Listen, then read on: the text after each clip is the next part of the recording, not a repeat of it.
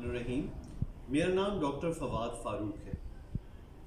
आज मैंने सोचा आपको थोड़ा सा डायग्रामेटिक रिप्रेजेंटेशन के साथ ये बताऊं कि अंजाइना और हार्ट अटैक में अलामत के लिहाज से भी और जो कुछ दिल की नाली में हो रहा है उस हिसाब से भी दोनों में डिफरेंस क्या है। देखिए, पहले तो ये समझ लें कि अंजाइना क्या है कि जब कभी आपके दिल पे कोई बोझ, दबाव या घुटन का एहसास जब आप कोई एक्टिविटी करते हैं या चलते हैं, इसमें सीने पे दबाव सा आए और आप जो ही रुके तो ये बेहतर हो जाए, इसको हम क्लासिकल अंजाइना कहते हैं। ये कभी कभार गुस्से की हालत में, इमोशनल स्ट्रेस में भी ये कैफियत हो सकती है कि वक्ती तौर पे आपने किसी को गुस्सा किया, आपके सीने पे दर्द दबाव की कैफियत आएगी जो सीने के दरमियान से शुरू होकर हाथों में जाएगी और फिर बेहतर हो जाएगी जैसे ही आप उस सिचुएशन से निकलेंगे। अच्छा, अब होता क्या है कि एक्चुअली ये चीज़ें हो रही हैं दिल में की नाली में तंगी होने की वजह से। जैसे अगर ये आपकी दिल की नाली है जो दिल के एक हिस्से को खून सप्लाई कर रही है, फर्ज के ये वो हिस्सा है। अब इस नाली में अगर आपके 70% या इससे ज़्यादा की तंगी होती है तो क्या होता है कि जब खून नॉर्मल हालात में आप बैठे हुए हैं, कोई काम वगैरह नहीं कर रहे, कोई मुशक्कत नहीं कर रहे, तो ये खून जो इस हिस्से को मिल रहा है वो इस हिस्से के लिए काफ़ी है, इवन ये 70-80% की तंगी होने के बावजूद।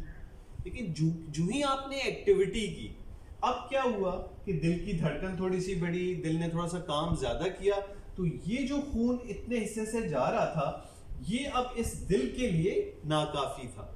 तो क्या हुआ, दिल पे एकदम से खून की कमी की वजह से दर्द या दबाव शुरू हो गया और जो ही आप रुके, आप उस सिचुएशन से निकले, आराम किया, दिल की धड़कन वापस नॉर्मल हुई, दिल ने काम कम किया, तो ये खून फिर काफ़ी हो गया और आपकी अलामत ख़त्म हो गई। तो ये अलामत सिर्फ एक आइडिया दे रही होती है कि आपकी नाली में कहीं ना कहीं कोई ऐसी तंगी मौजूद है जो उस दर्जे को क्रॉस कर चुकी है कि जब आप एक्टिविटी कर रहे हैं तो आपके वो दिल में खून की सप्लाई का कमी का बाइस बन रही है। अच्छा, हार्ट अटैक की सूरत में क्या है? उस सूरत में ये है कि ये जो तंगी आपकी नाली में डेवलप हुई हुई है, इसकी अंदरूनी तह अचानक जख्मी हुई।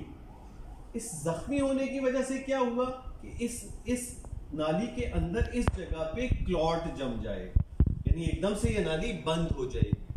अब जाहिर सी बात है, जब एकदम से नाली बंद हुई तो खून का बहाव खत्म हो गया उस हिस्से पे जो इसको ये सप्लाई कर रही थी। तो फिर आपको बैठे बैठे वो वाला दर्द जो अंजाइना की सूरत में चलने के दौरान हो रहा था, अब ये दर्द बैठे बैठे, लेटे या जिस भी हालत में आप एकदम से शुरू हो जाएगा। और अगर ये नाली बंद रहती है तो ये दर्द मुस्तकिल रहेगा और वक्त के साथ बढ़ता जाएगा मजीद।